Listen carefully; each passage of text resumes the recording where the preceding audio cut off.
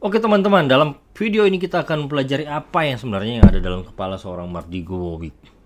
Setelah pembicaraannya kemarin dengan Deddy Corbuzier, di mana Mardi Gowowic akhirnya berani tampil dalam publik media. Ya, sudah 2 paid yang sudah ada, kalau kita nggak salah, dengan satu dengan Helmi Yahya dan yang kedua dengan Deddy Corbuzier. Dan dalam video ini kita akan coba bahas mengenai apa yang ada dalam kepala seorang Mardi Gowowic. Intro. Oke teman-teman, kita akan bahas mengenai pertama, bagaimana cara kita mau mempelajari apa isi kepala dari seorang Mardi Gowowic. Saya punya koleksi buku di sini Mardi Gowowic. Sebenarnya saya punya kira-kira ada 7 koleksi Mardi Gowowic dan semuanya ditandatangan oleh beliau. Saya punya foto-fotonya ketika beliau lagi tanda tangan. Di sini nanti kita akan lihat foto-fotonya. Dan saya sudah membaca seluruh bukunya. Dan di sini kita akan coba bahas salah satu dari buku Mardi Gowowic, yaitu Sadar Kaya. Seperti saya bilang, ada tanda tangannya dan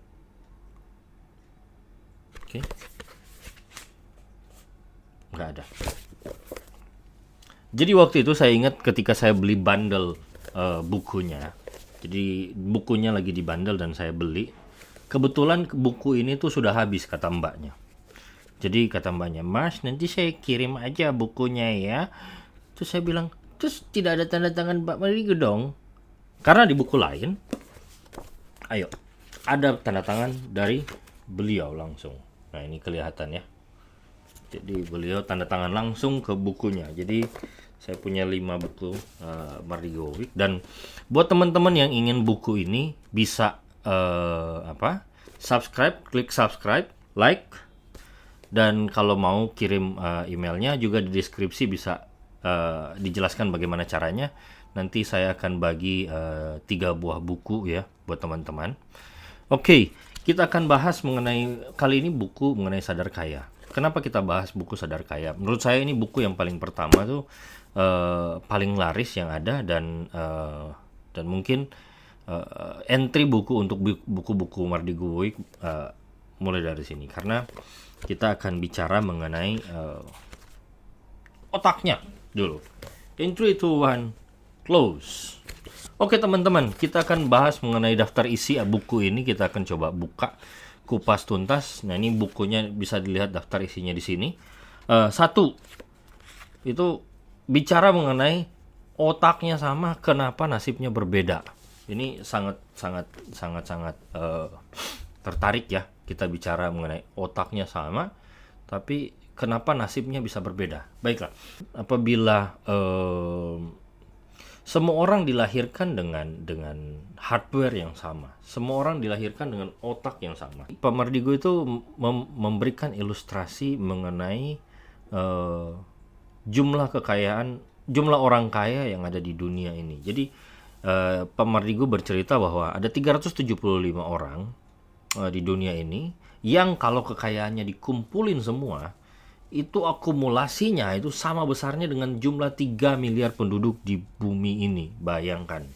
Nah, ini saya ingat itu rumus mengenai Pareto juga. Jadi kalau teman-teman ada baca buku 80-20 mengenai Pareto, di mana salah satu teorinya berkata bahwa 80% kekayaan penduduk di dunia itu dikuasai oleh 20% orang saja.